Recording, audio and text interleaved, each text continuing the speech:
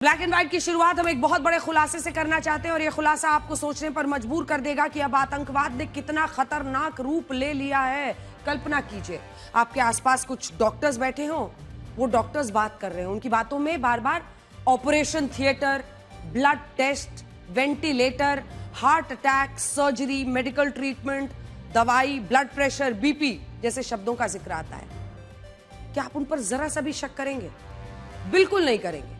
आपको यही लगेगा कि डॉक्टर्स के लिए तो यही शब्द इस्तेमाल होते हैं, भाई मरीजों की बात कर रहे हैं आपस में, पेशेंट्स का कैसे इलाज करना है, किसके साथ क्या समस्या है, और आप इन बातों को नजरअंदाज कर देंगे। लेकिन अब दिल्ली धमाकों की जांच में एक नया खुलासा हुआ है और यह पता चला है कि इस साजिश में शामिल तमाम डॉक्टर्स इन शब्दों का इस्तेमाल आतंकी हमले के कोडवर्ड के रूप में कर रहे थे। मैं आपको बड़ी स्क्रीन पर ऐसे ही कुछ शब्द दिखाना चाहती हूं जिससे आप भी हैरान रह जाएंगे कि कैसे ये जो फरीदाबाद की अल फलाह यूनिवर्सिटी थी, वहां पर कोडवर्ड्स का इस्तेमाल किया जा रहा था। ये डॉक्टर्स जिनको इन शब्दों का इस्तेमाल करना था किसी की भलाई के लिए, किसी के फायदे के लिए, उस अल फलाह यूनिवर्सिटी में पढ़ाने वाले डॉक्टर मुजम्मिल गनई, डॉक्टर शाहीन शाहिद और डॉक्टर उमर मोहम्मद नबी को जब विस्फोटक या बॉम्ब फैक्ट्री का जिक्र करना होता था तो वो क्या कहते थे? Operation theatre. इसका अर्थ है बॉम्ब फैक्ट्री। ये डॉक्टर उमर मोहम्मद के जो बातचीत से निकली है जानकारी वो आपको बता रहे हैं। वो इसके लिए ऑपरेशन थिएटर शब्द का इस्तेमाल करते थे। और ब्लड टेस्ट, जब कोई डॉक्टर ब्लड टेस्ट कहता था तो इसका मतलब होता था फिदायीन की भर्ती या उसकी ट्रेनिंग कहां तक पहुंची है। ब्लड टेस्ट बताओ कहां तक, मतलब ब्लड टेस्ट में ही पता चलेगा ना कि कैसी परफॉर्मेंस है, बॉडी में क्या प्रॉब्लम है। अरे जिन शब्दों से इलाज होना था इंसानों का, वैसे ही इंसानों की जान लेने के लिए इन शब्दों को कोडवर्ड बना दिया इन हैवानों ने। फिदायीन की भर्ती के लिए ब्लड टेस्ट की बात होती थी, उसका ट्रेनिंग कहां तक। अब बातचीत में वेंटिलेटर शब्द आता था तो इसका मतलब होता था आतंकी हमले का टारगेट क्या है। ये देखिए, जो टारगेट, आतंकी हमले का टारगेट सेट किया जाता था, जूम इन कीजिए, दिखाइए, उसका मतलब होता था आतंकी हमले का टारगेट जब बोलना है तो इस तरह से इस्तेमाल किया जाता था इस शब्द का कि वेंटिलेटर कहां है, वेंटिलेटर पर कहां करना है, तो उससे पता चलता था कि टारगेट जो है आतंकी का हार्ट अटैक। आप सोचिए, मतलब जो गले पर यह स्टेथोस्कोप लगाता है उसके लिए हार्ट अटैक माने एक ऐसा सिचुएशन जहां पर उसको अपने मरीज की जी जान से जान बचानी है, पूरी ताकत झोंकनी है। हार्ट अटैक कहने का मतलब इन जो आतंक के आरोपी हैं उनके लिए डॉक्टर फिदायीन हमले के बारे में बात करना होता था। फिदायीन हमला को ये लोग आपस में कोड वर्ड में हार्ट अटैक कहते थे। हार्ट अटैक के लिए कोई खबर आई क्या? यानी फिदायीन हमले तैयार करने वाला, किसी फिदायीन को तैयार करना इनके लिए सबसे बड़ा चैलेंज था, जैसा कि हमने आपको पहले भी दिखाया है। लगातार इसीलिए हार्ट अटैक यानी फिदायीन हमले पर वीडियो बनाता था ये डॉक्टर और उसको डालता था ताकि जो युवा पीढ़ी है उनको वो फिदायीन के लिए भड़का सके। अंत में जब कुछ नहीं काम आया तो खुद करने के लिए तैयार हुआ डॉक्टर उमर मोहम्मद। सर्जरी का मतलब होता था सीरियल बॉम्ब धमाका, इसकी सर्जरी करनी पड़ेगी, हमें अब सर्जरी करनी चाहिए। इस तरह से सीरियल बॉम्ब धमाके का इस्तेमाल होता था क्योंकि इनकी प्लानिंग भी यही थी कि अलग अलग जगहों पर गाड़ियों से इस तरह से भारी तादाद में जो एक्सप्लोसिव्स हैं उनको लेकर हर जगह धमाका कर दिया जाएगा गाड़ी से। सीरियल बॉम्ब धमाका यानी सर्जरी का टाइम आ गया है। सर्जरी के लिए तैयारी कहां पहुंची है? सर्जरी, सीरियल बॉम्ब धमाका। मेडिकल ट्रीटमेंट या ट्रीटमेंट का मतलब होता था जिहाद का काम करना। क्या ट्रीटमेंट के लिए कुछ और लोग शामिल हुए? क्या उसका सही ट्रीटमेंट चल रहा है? मतलब जिहाद के काम में कौन कौन आ रहा है, नहीं आ रहा है जिहाद का काम। जब कोई डॉक्टर दवाई या मेडिसिन बोलता था तो इसका मतलब देश की राजधानी दिल्ली से होता था कि इस बार तो सीधा दवाई ही देनी पड़ेगी, यानी दिल्ली पर हमला करना पड़ेगा। सोचिए आप, कल्पना कीजिए, दवा मतलब एक ऐसी चीज जो स्टेथोस्कोप पहनने वाले किसी भी डॉक्टर के लिए इससे बड़ी चीज क्या है। कुछ केमिकल कंपाउंड्स होते हैं लेकिन वही जिंदगी बचाते हैं या जिंदगी लेते हैं। और उन दवाइयों के जरिए, उन केमिकल कॉम्पोजिशंस के जरिए एक डॉक्टर किसी मरते हुए व्यक्ति को बचा सकता है। उस दवाई शब्द का इस्तेमाल दिल्ली को टारगेट बनाने के लिए। और ब्लड प्रेशर का मतलब होता था विस्फोटक की खेप। ब्लड प्रेशर कहां है बताइए? विस्फोटक की खेप। जिससे पता चलता था उसके लिए ब्लड प्रेशर शब्द का इस्तेमाल किया जाता था। अब जबकि तमाम सबूत खंगाले जा रहे हैं तब ये जानकारियां सामने आ रही है। हमें सूत्रों से यह भी पता चला है कि दिल्ली धमाके से 2 हफ्ते पहले डॉक्टर उमर मोहम्मद और डॉक्टर शाहीन शाहिद के बीच कोडवर्ड में बातचीत हुई थी, जिसमें डॉक्टर शाहीन शाहिद ने डॉक्टर उमर मोहम्मद से कहा था कि तुम दवा लेना मत भूलना। इसका मतलब यह था कि दिल्ली में हमला करना है। जवाब में डॉक्टर उमर मोहम्मद कहता है कि सर्जरी की पूरी तैयारी है, यानी सीरियल धमाके की पूरी तैयारी है। और ये जानकारी दोनों ने आपस में बात की थी। मुझे लगता है कि फुल स्क्रीन दिखा दीजिए, सोचिए, ये देखिए, कोडवर्ड में ही ये बातचीत हुई थी। लेकिन कोडवर्ड का मतलब क्या होता है आपको हम बता रहे हैं। ये सूत्रों के हवाले से जो जानकारी है पुलिस तफ्तीश में आ रही है, क्योंकि दवा लेना मत भूलना और इधर से कहा जा रहा है सर्जरी की पूरी तैयारी हो चुकी है। सोचिए, इन डॉक्टर्स ने अपनी पढ़ाई लिखाई का दुरुपयोग कैसे किया, किसी को भी इन पर शक नहीं हुआ। अगर इनकी जगह कोई और होता और उन लोगों ने हजारों किलो विस्फोटक अलग अलग ठिकानों पर छिपा कर रखा होता और संवेदनशील इलाकों की रेकी की होती तो वो कब के पकड़े जाते। लेकिन इस मामले में डॉक्टर्स होने की वजह से ये लोग बहुत आसानी से बच गए और इन पर कभी किसी को शक नहीं हुआ, क्योंकि ये माना जाता है। सोचिए, अगर आप देखेंगे तो आम लोग तौर पर लोग हर किसी पर भड़क जाते हैं, गुस्से में आ जाते हैं, लेकिन हमेशा डॉक्टर साहब कहते हैं। वजह यही है कि वो जीवन बचाता है और भगवान के बाद अगर किसी का स्थान होता है तो उस डॉक्टर को लोग देते हैं जो जिंदगी बचाता है। लेकिन यहां पर तो बात ही कुछ और थी।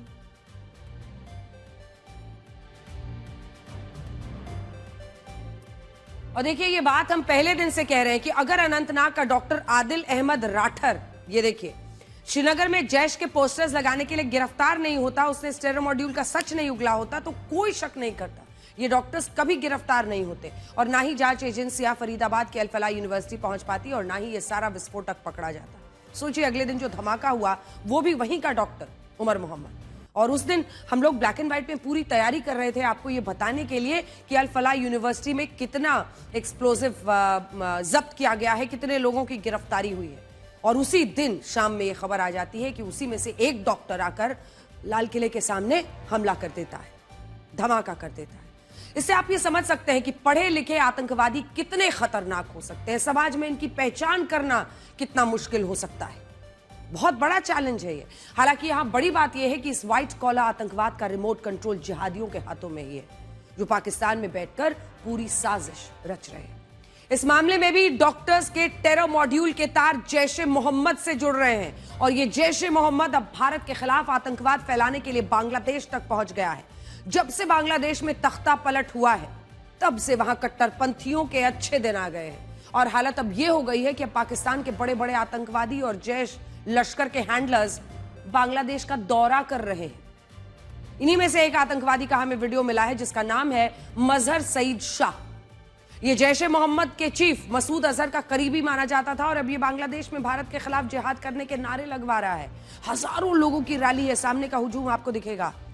ये कह रहा है कि गाजा से कश्मीर तक जिहाद जिंदा है और इस जिहाद में पाकिस्तान और बांग्लादेश के मुसलमान एकजुट हैं। बांग्लादेश में यह हुआ और कश्मीर भारत के खिलाफ जहर उगलने वाला ये आतंकवादी कौन है आपको बताते हैं। यह आतंकवादी ऑपरेशन सिंदूर के बाद भी इसी तरह के नारे लगवा रहा था।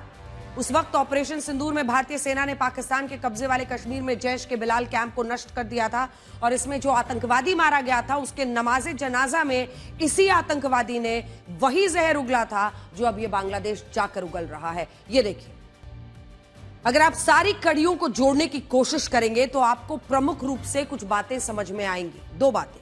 पहली बात, जैश ए मोहम्मद मौलवियों और इमाम की मदद से भारत में डॉक्टर्स का टेरर मॉड्यूल खड़ा कर रहा है ताकि इनके जरिए भारत में हमले कराए जा सके और दूसरी तरफ वो बांग्लादेश को भी अपना लॉन्च पैड बना रहा है ताकि बांग्लादेश के रास्ते भारत में आतंकवादी भेजकर नई साजिश रची जा सके।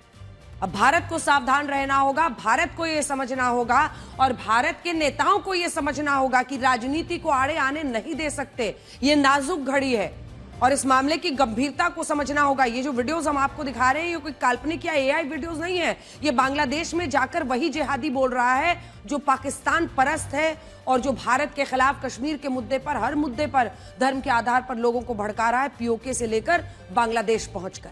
और ये 2 फ्रंट्स है जहां पर हम नजरअंदाज नहीं कर सकते। आंखों पे पट्टी बांधना बहुत भारी पड़ सकता है। जब पाकिस्तान के आतंकवादी संगठन इतना कुछ कर रहे हैं, तब पाकिस्तान की सरकार, पाकिस्तान की सेना एक नया तमाशा लेकर आई है। पाकिस्तान दुनिया को दिखाने की कोशिश कर रहा है कि भारत उस पर दिल्ली हमले का झूठा आरोप लगाकर बहुत जल्द कोई नया हमला कर सकता है। बीते दिन भी हमने आपको दिखाया था। अब देखिए डर कहां पहुंचा है। इस हमले का डर दिखाकर पाकिस्तान के जनरल आसिम मुनीर ने अपनी सेना का रक्षा बजट बढ़ा लिया। अब तो सर्वे सर्वा वो बन ही चुका है, आजीवन उसकी कायनात वहां पर और उसका जो रुतबा है वो कायम रहने वाला है। तो अब उसने सोचा कि सेना का बजट बढ़ाया जाए, थोड़ा जो पाकिस्तान की गरीब जनता है उसका खून जरा और खींचा जाए, और उसी कड़ी में सेना का रक्षा बजट बढ़ा लिया। $180 मिलियन यानी लगभग 1,500 करोड़ रुपए बढ़ा दिया है। मैं बड़ी स्क्रीन पर आपको दिखाती हूं। बीते दिन भी हमने आपको दिखाया था कि उनकी इस वक्त क्या हालत है, बजट की क्या हालत है, और उसी कड़ी में जब आप देखेंगे तो पाकिस्तान ने अपना रक्षा बजट बढ़ा लिया है। वर्ष 2025 के लिए 19,377 करोड़ कर लिया है, जो कि वृद्धि के बाद अब पहुंच जाएगा 80,965 करोड़। जो वृद्धि है वो हम आपको यहां पर दिखा रहे हैं। यानी कुल मिलाकर अगर आप देखिए तो पाकिस्तान और आसिम मुनीर एक बार फिर से अपनी आम जनता के लिए तो कुछ करना नहीं चाहता है। उनका खून नोच नोच कर एक तरह से जो स्थिति वो रक्षा बजट अपना बढ़ाई जा रहा है, उससे ये वॉर मॉन्गरिंग, यानी लोगों में ये दहशत फैला रहे हैं कि देखो ऑपरेशन सिंदूर के बाद एक बार फिर से वहां आतंकवादी हमला हुआ है तो हम पर हमला हो सकता है, और ऐसी नाजुक घड़ी में हमको अपना रक्षा बजट बढ़ाना ही होगा। हालांकि बजट बढ़ाकर भी पाकिस्तान कहां है, हमसे बहुत पीछे। दुनिया का चौथा सबसे बड़ा रक्षा बजट किसी का है तो वो भारत का है, जबकि इस मामले में पाकिस्तान 38वें नंबर पर है, 38। भारत चौथे नंबर पर, लगभग हम 6 करोड़ 81 लाख रुपए खर्च करते हैं, और वहीं पाकिस्तान जो है वो 38वें स्थान पर है। पाकिस्तान से 8.5 गुना ज्यादा हम खर्च करते हैं। लेकिन सबसे ऊपर है अमेरिका जो कि 78 करोड़ 94 लाख है। उसके बाद है चाइना जो कि 23 करोड़ 54 लाख रुपए खर्च करते हैं। 11 लाख करोड़ जो है वो देखिए आप खर्च कर रहा है रूस, और लगभग 6 लाख करोड़ भारत, और वैसे ही लगभग 7 लाख करोड़ जो है वो सऊदी अरब खर्च करता है। भारत से थोड़ा सा पीछे है वो। तो कुल मिलाकर 78 लाख करोड़ अगर अमेरिका खर्च कर रहा है, 23 लाख करोड़ चाइना कर रहा है, रशिया कर रहा है 11 लाख करोड़, भारत लगभग 6 लाख करोड़ कर रहा है। तो वहीं आप पाकिस्तान की हालत देखिए, 8.5 गुना उनसे ज्यादा है, वो 38वें नंबर पर है। अब यही बताता है कि पाकिस्तान सोचता क्या है, क्या वो दिखाता है और क्या उसकी असल स्थिति है। और आसिम मुनीर को इसी बहाने एक मौका मिल गया है जहां वो सोच रहा है कि थोड़ा और बजट सेना का बढ़ा लिया जाए। वही पैसा जिसको इधर उधर हमेशा खाने में सेना के लोगों की वहां पर रुचि रहती है। ये चर्चा हमेशा पाकिस्तान में होती है कि जो बड़े बड़े वहां पर अफसर हैं सेना में, उनके आलिशान बंगले अगर आप देखेंगे तो दंग रह जाएंगे, क्योंकि ये माना जाता है कि उनसे ज्यादा भ्रष्ट, पाकिस्तान सेना से ज्यादा भ्रष्ट कोई नहीं है। वैसे भले पाकिस्तान ने अपना रक्षा बजट बढ़ा लिया है, लेकिन पाकिस्तान की मीडिया में दिन भर इस बात की चर्चा हो रही है कि इस बार भारतीय सेना पाकिस्तान में कितना अंदर तक घुस कर मारेगी। सुनिए। और इसीलिए हम कह रहे हैं आपको बीते दिन से कि कुछ डर अच्छा होता है, ये डर अच्छा है, डर कर रहे हैं। कैपेबिलिटी वो लेडी कह रही थी, कैपेबिलिटी की बात कर रही थी, तो कैपेबिलिटी तो समझ में आ गई है किसकी कितनी है। देखिए, सर्जिकल स्ट्राइक में भारत ने पाकिस्तान के कब्जे वाले कश्मीर में घुसकर मारा था। इसके बाद बालाकोट एयर स्ट्राइक में भारत ने 60 किलोमीटर अंदर घुसकर मारा था। आपने एक साहब को सुना ना जो कह रहे थे मेरी तो टांगे हिल रही हैं, कांप रही हैं।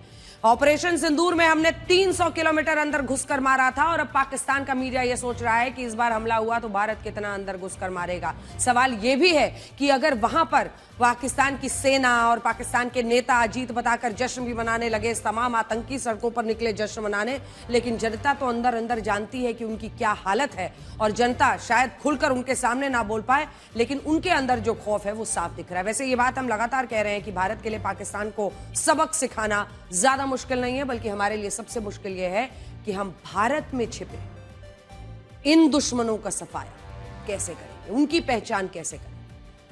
जो सफेद पोश बनकर, गले में स्टेथोस्कोप लटकाकर हमारे मेडिकल कॉलेजेस में घूम रहे हैं, अभी पता नहीं है कितने हैं, लेकिन अलग अलग शहरों में अगर इस तरह से एक बड़ी साजिश को अंजाम दिया जा रहा था, ट्रांस स्टेट्स अलग अलग शहरों में उनकी ये साजिश थी कि गाड़ियां एक साथ निकलेंगी और वो सभी गाड़ियां अलग अलग जगहों पर लगातार धमाके करेंगी। तो सोचिए इनको कैसे पहचानेंगे, इनको कैसे ढूंढ निकालेंगे।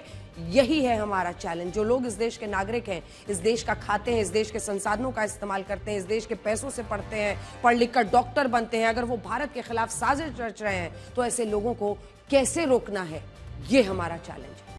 आज ही स्टेट इन्वेस्टिगेशन एजेंसी ने जम्मू कश्मीर के चर्चित अखबार कश्मीर टाइम्स के दफ्तर पर छापा मारा है। कितने दफ्तर, कितने अस्पताल, कितनी यूनिवर्सिटी, यह है हमारा सवाल।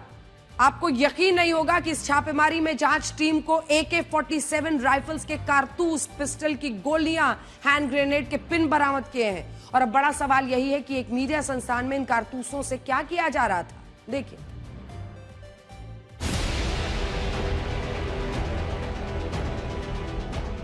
कश्मीर टाइम्स अखबार के दफ्तर से यहाँ जम्मू के रेजिडेंसी रोड इलाके में जो AK-47 राइफल की कार्ट्रिजेस मिली हैं, पिस्टल की कार्ट्रिजेस मिली हैं और इससे कहीं ना कहीं इस इलाके में हड़कंप मच गया है। अगर हम देखें तो यहाँ पर लगातार छापेमारी चल रही है।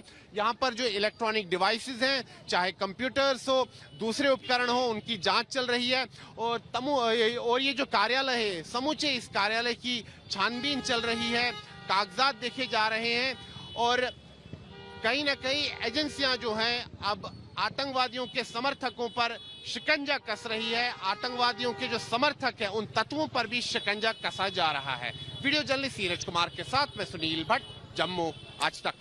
देखिए, स्टेट इन्वेस्टिगेशन एजेंसी ने कश्मीर टाइम्स के खिलाफ एक FIR दर्ज कर ली है। आतंकवादी गतिविधियों में उसकी भूमिका को संदिग्ध बताया है, जबकि कश्मीर टाइम्स ने इन सभी आरोपों से इनकार किया है। इस अखबार के एडिटर्स प्रबोध जामवाल और अनुराधा भसीन का कहना है कि ये कार्रवाई सिर्फ उन्हें डराने के लिए की जा रही है, लेकिन ये सब भी साफ नहीं है कि कश्मीर टाइम्स के दफ्तर में AK-47 राइफल के कारतूस, पिस्टल की गोलियां, हैंड ग्रेनेड के पिन कहां से आए। ये पूरा मसला इसलिए गंभीर है क्योंकि इससे पहले अनंतनाग में सरकारी मेडिकल कॉलेज के एक लॉकर से AK-47 राइफल बरामद हुई थी। और पता है ये राइफल किसकी थी? ये राइफल इस मेडिकल कॉलेज में प्रोफेसर रहे डॉक्टर आदिल अहमद राठर की थी, जो जैशे मोहम्मद का पोस्टर्स लगा रहा था और जिसकी गिरफ्तारी के बाद ही उसने डॉक्टर मुजम्मिल अल फलाह यूनिवर्सिटी फरीदाबाद का नाम लिया। और जब वो सच उगलने लगा तो उसके बाद से एक के बाद एक गिरफ्तारियां होने लगी। ये AK-47 राइफल जो कॉलेज हॉस्पिटल में वहां पर मिली थी लॉकर में, वो डॉक्टर आदिल अहमद राठर की थी, जिसने डॉक्टर्स के स्टेरन मॉड्यूल का खुलासा किया था गिरफ्तारी के बाद। और इसके बाद ही अल फलाह यूनिवर्सिटी में गिरफ्तारियां शुरू हुई। यहां समझने वाली बात यह है कि इस पूरे मामले में घूम फिर कर बार बार अल फलाह यूनिवर्सिटी का नाम सामने आ रहा है। और हम भी शुरुआत से कह रहे हैं कि इस यूनिवर्सिटी में कुछ तो गड़बड़ है। ऐसा हो नहीं सकता कि इस यूनिवर्सिटी में आतंकी हमले की साजिश रची जाए और किसी को कुछ पता ही नहीं है। आइए आपको दिखाते हैं अल फलाह यूनिवर्सिटी में 10 नवंबर से पहले क्या क्या हो रहा था, जिससे पूरे घटनाक्रम को आप समझेंगे। और अगर आपके मन में कुछ सवाल है तो उसका जवाब भी आपको इसी से मिलेगा। NIA को आशंका है कि इस यूनिवर्सिटी और के जो डॉक्टर्स हैं, छात्र हैं, कर्मचारी हैं, उनको मिलाकर कुल 200 लोग संदिग्ध हैं। ये देखिए 200 लोग, बीच में डॉक्टर, छात्र, कर्मचारी समेत 200 लोग संदिग्ध हैं। अब पूरा जो शक है वो इस यूनिवर्सिटी पर गहराता चला जा रहा है कि आखिर 200 लोगों को अगर संदिग्ध समझकर उनसे पूछताछ की जा रही है तो आप सोचिए कि देश के खिलाफ एक बड़ी आतंकी साजिश इस तरह की यूनिवर्सिटी में रची जा रही थी। उसकी वेबसाइट पर भी शुरुआती दौर में, हालांकि बाद में उसको हैक करके हटा दिया गया, लेकिन धार्मिक नारे लिखे हुए थे। इसी यूनिवर्सिटी की वेबसाइट पर 200 संदिग्ध लोगों को पकड़ा गया है। आप समझ रहे हैं ये कितना बड़ा टेरर मॉड्यूल हो सकता है। भारत में अब तक ऐसा कभी नहीं हुआ जब एक साथ एक ही संस्थान के इतने लोग कट्टरपंथ की तरफ चले गए और उन्होंने इसी देश के खिलाफ साजिश रचना शुरू कर दिया। लेकिन इस मामले में अल फलाह यूनिवर्सिटी के 200 डॉक्टर्स, छात्र, कर्मचारियों पर इस साजिश में शामिल होने का शक गहरा होता चला जा रहा है और पुलिस उनसे पूछताछ कर रही है, NIA पूछताछ कर रही है, गिरफ्तारियां हुई है। अब आप ये देखिए कि 10 नवंबर के हमले से पहले इस यूनिवर्सिटी में सब कुछ सामान्य था, किसी को पता चल रहा था। उस वक्त अगर कोई उंगली भी उठा देता तो अनेकों सवाल उठ जाते कि आखिर कैसे इस यूनिवर्सिटी को लेकर इस तरह के आरोप लगाए जा रहे हैं। यह भारत में लोकतंत्र का अपमान है, यह लोगों की धार्मिक आजादी पर आघात है, तरह तरह के आरोप लगते हैं। अब आप ये देखिए, वाकई मतलब 10 नवंबर के पहले जब तक वो डॉक्टर आदिल श्रीनगर में नहीं पकड़ा गया, उसने डॉक्टर मुजम्मिल का और इस यूनिवर्सिटी का नाम नहीं लिया, सब कुछ सामान्य था। ये लोग स्टेथोस्कोप पहनते थे, व्हाइट कोट पहनते थे, हॉस्पिटल पहुंचते थे। और देखिए, पिछले महीने की 31 तारीख तक इस यूनिवर्सिटी में बहुत ज्यादा हलचल नहीं थी। Doctor Muzammil Ganai, doctor Umar Mohammad, doctor Shaheen Shahid ने 2900 किलो विस्फोटक 2 अलग अलग गांवों में छिपा कर रखा हुआ था। यह भी दावा है कि जो छात्र डॉक्टर उमर मोहम्मद के संपर्क में थे, उन्हें भी इस विस्फोटक के बारे में जानकारी थी और डॉक्टर उमर मोहम्मद को लगता था कि वो कभी पकड़ा नहीं जाएगा। इस दौरान मुजम्मिल गनई भी लगातार नाइट शिफ्ट में काम करता था और आसपास के लोग उसे एक अच्छा डॉक्टर मानते थे। किसी को नहीं लगता था कि वो एक आतंकवादी हो सकता है। नवंबर के पहले हफ्ते में जब नौगांव का मौलवी इरफान अहमद गिरफ्तार हुआ, तब अल फलाह यूनिवर्सिटी में हड़कंप मचा। इन डॉक्टर्स के बीच ये चर्चा शुरू हुई कि वो विस्फोटक को कहां छिपाएंगे। हालांकि इस दौरान फिदायीन हमला करने वाले डॉक्टर उमर मोहम्मद को यही लग रहा था कि पुलिस उन तक कभी नहीं पहुंचेगी और डॉक्टर होने के कारण वो आसानी से बच जाएगा। लेकिन 7 नवंबर को जब सहारनपुर से डॉक्टर आदिल अहमद राठर गिरफ्तार हुआ, उसके बाद ही गोपनीय तरीके से जम्मू कश्मीर पुलिस, हरियाणा पुलिस ने डॉक्टर मुजम्मिल गनई को अल फलाह यूनिवर्सिटी से गिरफ्तार कर लिया। मेरे साथ ये वीडियो दिखा दीजिए। तब इस टेरर मॉड्यूल से जुड़े तमाम डॉक्टर्स, छात्र, कर्मचारी चौकन्ने हो गए और उन्होंने एक दूसरे से संपर्क करना बंद कर दिया। सबको लगा कि अब तो बस अपने अपने कोने में घुस जाओ, चुप हो जाओ। हालांकि यहां अभी ये नहीं पता चला है कि 10 नवंबर को डॉक्टर उमर मोहम्मद ने जब फिदायीन हमला किया, तब इसके बारे में आरोपी डॉक्टर्स, छात्रों, कर्मचारियों को जानकारी थी या फिर नहीं थी, और यही अब जांच का विषय है। अब आपको फरीदाबाद का वो एक्सक्लूसिव वीडियो दिखाते हैं जिसमें इन डॉक्टर्स ने अल फलाह यूनिवर्सिटी के पास एक गांव में विस्फोटक छिपा कर रखा था। पुलिस ने यहां छापा मारकर इस विस्फोटक को जब्त कर लिया था। यह पहली बार आप इस वीडियो को देख रहे हैं। देखिए, तो देखा आपने, जिन बोरियों में यह विस्फोटक रखा गया था वो बोरियां किस कंपनी की हैं।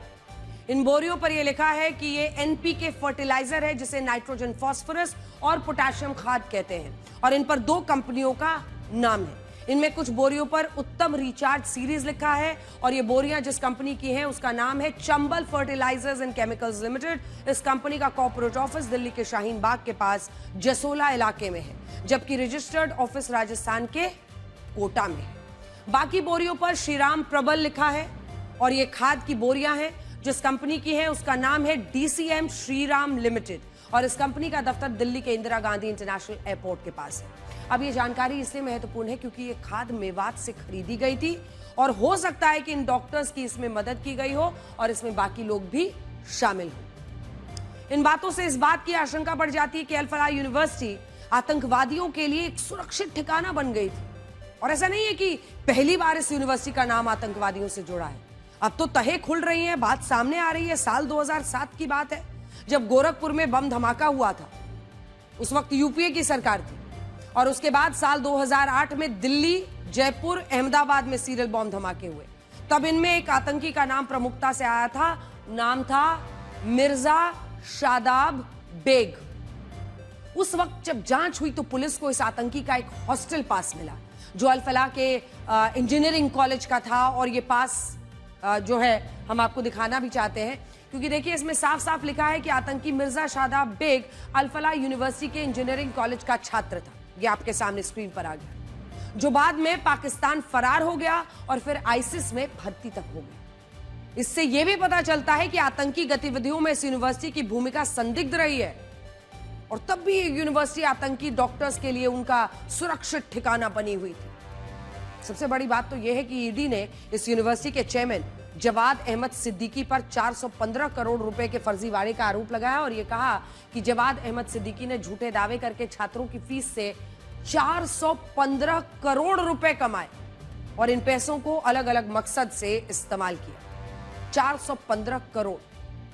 यह भी आरोप है कि जवाद अहमद सिद्दीकी ने साल 2012 में तरबिया नाम से एक फाउंडेशन बनाया था जिसे दिल्ली में शमशान घाट की जमीन पर रजिस्टर्ड किया गया है और इस फाउंडेशन के जरिए विदेशों से फंडिंग लेने के भी आरोप लग रहे हैं और अब यह मामला बहुत बड़ा होता चला जा रहा है। इस पूरे मामले से सबसे बड़ी सीख तो यही है कि अगर हमारे देश में ऐसे शिक्षण संस्थान चल रहे हैं और उन पर कट्टरपंथियों ने अपना कब्जा किया हुआ है और वो सफेद पोश लोग आराम से घूम रहे हैं, सामान्य जिंदगियां जी रहे हैं, किसी को उन पर शक नहीं है, कोई उंगली उठाने को तैयार नहीं है, पैसे का ऐसा खेल चल रहा है कि सब लोग चुपचाप अपनी अपनी तरफ अपने अपने रास्ते चलते रहते हैं, तो आम लोग इनसे कैसे बचेंगे? क्या ये देश की आंतरिक सुरक्षा के लिए बहुत बड़ा खतरा नहीं है? पढ़े लिखे आतंकवादी देश के लिए कितने खतरनाक हो सकते हैं, आज इस पर सुप्रीम कोर्ट से भी चर्चा हुई। दिल्ली दंगों के आरोपी शर्जिल इमाम ने सुप्रीम कोर्ट में जमानत याचिका दायर की, जिसका विरोध करते हुए दिल्ली पुलिस ने अदालत को शर्जिल इमाम के भड़काऊ भाषण सुनाए और इस दौरान एक महत्वपूर्ण बात कही। दिल्ली पुलिस ने कहा कि जब पढ़े लिखे लोग आतंकवादी बन जाते हैं तब वो ग्राउंड लेवल के आतंकवादियों से भी खतरनाक हो जाते हैं, और ये बात वाकई सही है। जब शिक्षित लोग, जिनको तमाम मौके इस देश में मिले, वो जब धार्मिक कट्टरपंथ की तरफ जाते हैं तो इससे समाज गुमराह होता है, आतंकवाद अपना सबसे खतरनाक रूप ले लेता है। क्योंकि ये जब अंग्रेजी, फर्राटेदार अंग्रेजी हमने आपको सुनाई थी ना डॉक्टर उमर मोहम्मद की, फर्राटेदार अंग्रेजी में जो नई युवा पीढ़ी है उनसे अपील कर रहा था, उनको फिदायीन हमले सही ठहरा रहा था, सुसाइडल अटैक्स।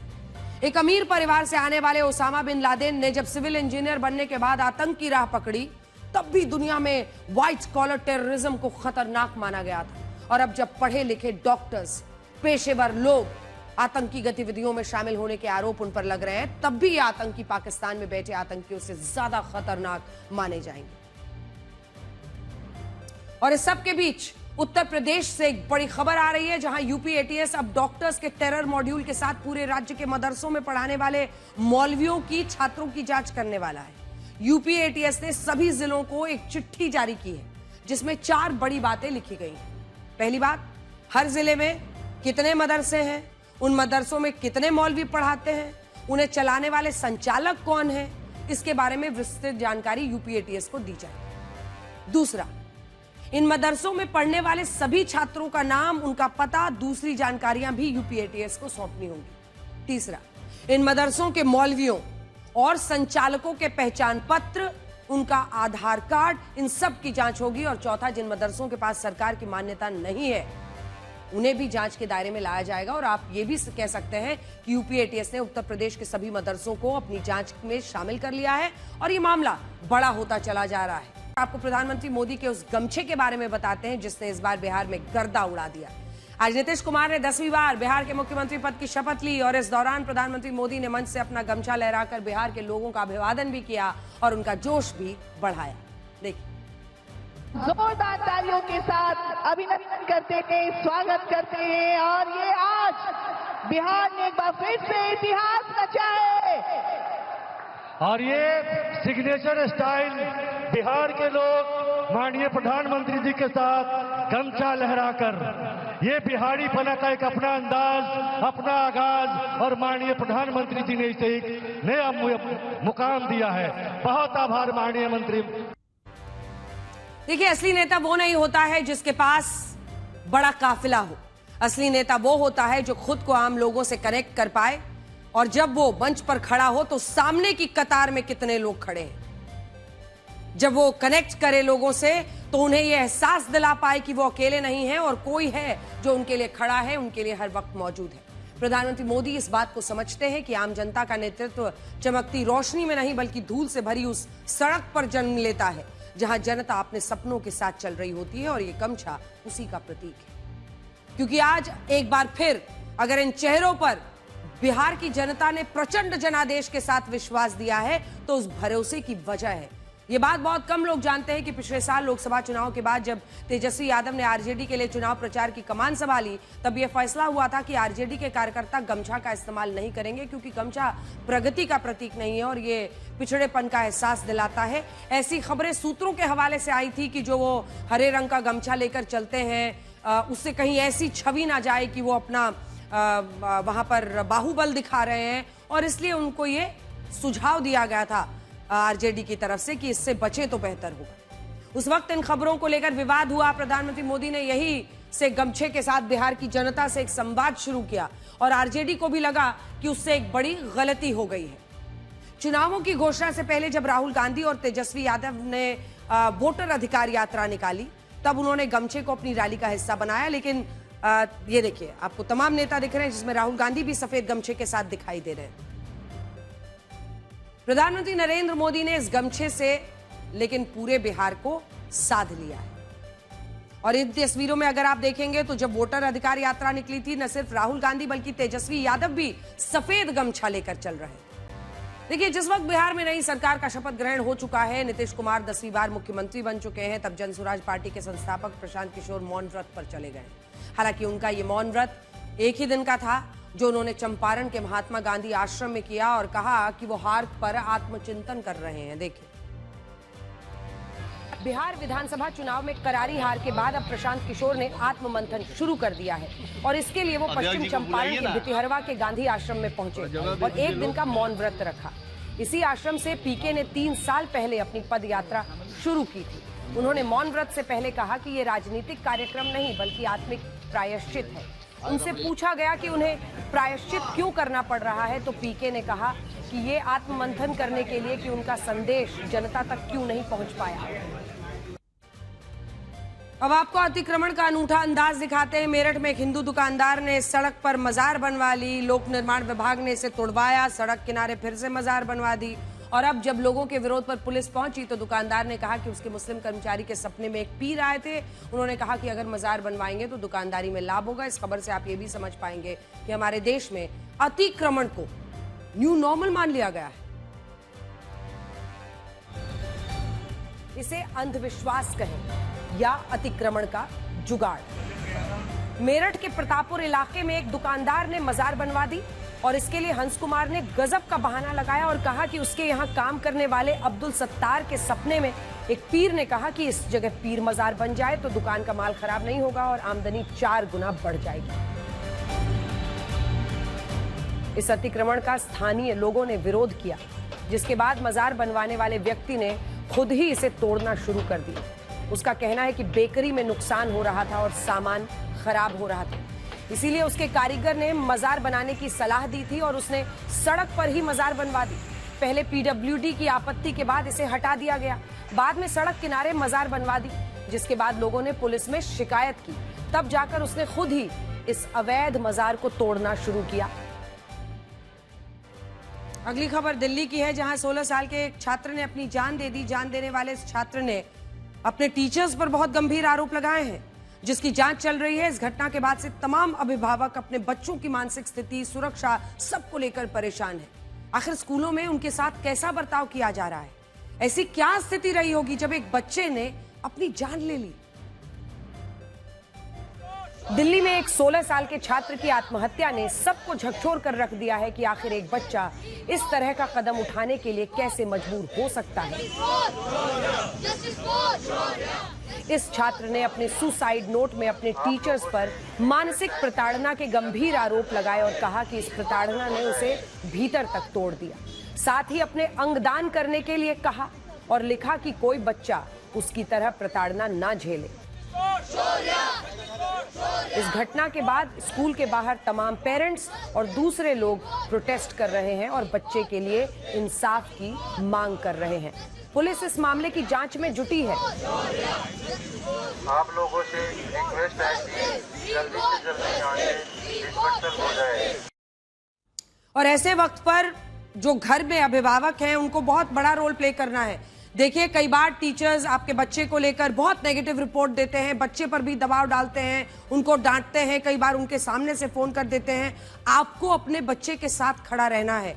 देखिए, शिक्षा जरूरी है, लेकिन बच्चे की जान बचेगी तब तो उसको शिक्षा मिलेगी। हमेशा अपने बच्चे के साथ मानसिक रूप से खड़े रहें, उसकी हिम्मत अफजाई करें। और अगर वाकई में वो बता रहा है कि कोई टीचर उसको टारगेट करने की कोशिश कर रहा है, तो आपका ये दायित्व है कि आप उसके साथ खड़े हों, आप इस मुद्दे को बड़ा बनाएं, आप स्कूल पहुंचे, क्योंकि बाद में रोकर कुछ हासिल नहीं होता है। 16 साल के बच्चे की जान नहीं जानी चाहिए। अगली खबर, देश में कानून तोड़ने और दूसरों की जिंदगी को खतरे में डालने का अधिकार किसी को नहीं है, फिर चाहे आप नेता हो, सेलिब्रिटी हो, देश के लिए मेडल जीतने वाले खिलाड़ी हो। आज आपको एक ऐसी तस्वीर दिखाते हैं जब 2 खिलाड़ियों ने अपनी शादी में फायरिंग की, जिसके बाद उन पर मुकदमा दर्ज हुआ। अब ये सवाल है कि आखिर कुछ लोग खुद को कानून के ऊपर क्यों समझने लगते हैं। अनेकों ऐसे केसेस आए हैं जब इस तरह की फायरिंग में कोई घटना घट गई है। अंतर्राष्ट्रीय जैवलिन थ्रोवर अन्नू रानी और उनके पति किक बॉक्सर साहिल विवादों में हैं। उन्होंने अपनी शादी में फायरिंग की, जिसका वीडियो वायरल होने के बाद उन पर मुकदमा दर्ज किया गया है। अन्नू और साहिल ने राइफल से 2 हवाई फायर किए, जिसे लेकर सरधना थाने में मुकदमा दर्ज कराया गया है। उन पर लोगों के जीवन को खतरे में डालने की धाराएं लगाई गई हैं। पुलिस जांच कर रही है कि ये राइफल किसकी। और अब आपको राष्ट्रपति डोनाल्ड ट्रंप और एलॉन मस्क की दोस्ती का एक दूसरा चैप्टर दिखाते हैं। ट्रंप जब चुनाव लड़ रहे थे तब आपको याद होगा एलॉन मस्क ने तन मन धन से उनका साथ दिया, लेकिन चुनाव जीतने के बाद एलॉन मस्क कुछ बातों पर ट्रंप से खफा हो गए। लेकिन अब फिर से दोनों एक ही पाले में नजर आ रहे हैं। इसे कारोबारी एलॉन मस्क की मजबूरी कहा जाए या फिर पलटी, ये सोचने वाली बात है। जरा देखिए। एक बार फिर अमेरिका के राष्ट्रपति डोनाल्ड ट्रंप और टेस्ला के मालिक इलन मस्क की खटास मिठास में बदल चुकी है। लग रहा है कि मस्क ने ट्रंप के पाले में पलटी मार ली है। ट्रंप से टकराव के 6 महीने बाद Musk Saudi crown prince Mohammed bin Salman के सम्मान में आयोजित ट्रंप के स्टेट डिनर में शामिल हुए।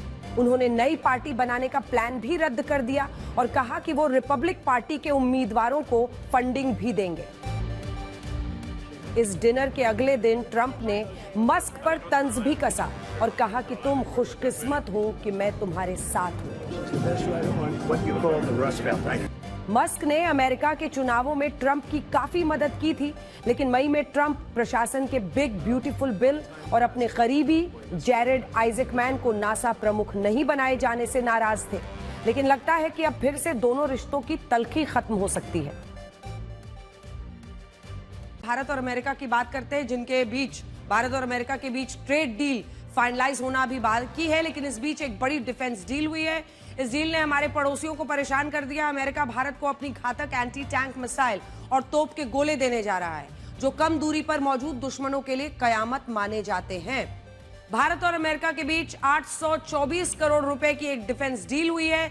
इसमें अमेरिका भारत को FGM-148 जैवलिन मिसाइल और M982 एक्सकैलिबर आर्टिलरी देगा। जिन हथियारों की डील हुई है उसकी खासियत पाकिस्तान की मुसीबत बढ़ाने वाली ही है। FGM-148 जैवलिन मिसाइल को टैंक किलर कहते हैं, यानी आमने सामने के युद्ध में यह मिसाइल दुश्मन के टैंक्स को ध्वस्त करने में माहिर है। यह पोर्टेबल एंटी टैंक मिसाइल है, यानी इसे सैनिक अपने कंधों पर रखकर भी फायर कर सकता है। जैवलिन मिसाइल हीट सिग्नेचर को पहचान कर टारगेट पर हमला करती है। यह खुद अपने टारगेट को ट्रैक करती है। इसका फायदा यह है कि फायर करने के बाद सैनिक आराम से कवर भी ले सकता है। ये जाएगी और वहां पर जो पूरा हीट है उसको ट्रैक करके वहां पर जो भी टारगेट है उस पर अटैक करेगी। इसका रेंज 2 से 3 किलोमीटर है, यानी थल सेना के लिए बहुत महत्वपूर्ण हथियार। जैवलिन मिसाइल की खासियत यह भी है कि यह किसी भी मौसम में हमला कर सकती है और इस वजह से भी ये बहुत जरूरी है, क्योंकि आप देखते हैं जो मौसम है, भारी बर्फ, जबरदस्त ठंड भी, कभी अगर आप राजस्थान की तरफ सरहद को देखें तो भारी गर्मी भी। यूक्रेन युद्ध में जैवलिन मिसाइल का खूब इस्तेमाल हो रहा है। यूक्रेनी सैनिकों को कई मौकों पर इसी मिसाइल ने रशिया पर बढ़त दिलाई। यूक्रेनी सैनिक इसे कंधे पर रखकर फायर कर लेते थे, जिससे रशिया के टैंक्स और अन्य बख्तरबंद गाड़ियों को बहुत भारी नुकसान पहुंचा। इसके अलावा अमेरिका GPS गाइडेड तोप के गोले भी दे रहा है। इसे कहते हैं M982A1 Excalibur precision guided artillery shells. इसकी रेंज 40 से 50 किलोमीटर तक होती है। ये लंबी दूरी के टारगेट्स पर सटीक हमला करने के लिए जानी जाती है। भारत के पास एंटी टैंक मिसाइलें नाग हैं, लेकिन इसे किसी बख्तरबंद गाड़ी या हेलीकॉप्टर से दागा जा सकता है। हमारे पास फिलहाल जो पोर्टेबल एंटी टैंक मिसाइल्स हैं वो नहीं है। DRDO इस पर काम कर रहा है। DRDO की MPATGM यानी man portable anti tank guided missile system अभी पूरी तरह से तैयार नहीं है। इसीलिए कंधे पर रखकर दागी जाने वाली एंटी टैंक मिसाइल सिस्टम की कमी को भारत जैवलिन के जरिए पूरा कर रहा है। जैवलिन की आप देखिए आने से भारतीय सेना को तुरंत इस्तेमाल किए जा सकने वाले एंटी टैंक गाइडेड मिसाइल्स मिलेंगी, जिससे थल सेना की युद्ध क्षमता जबरदस्त होगी, बढ़ेगी, मारक होगी। अमेरिका और भारत के बीच हुई ये डील उन देशों को जरूर परेशान कर रही है जो ये मानकर चल रहे थे कि अमेरिका अब भारत के साथ नहीं है।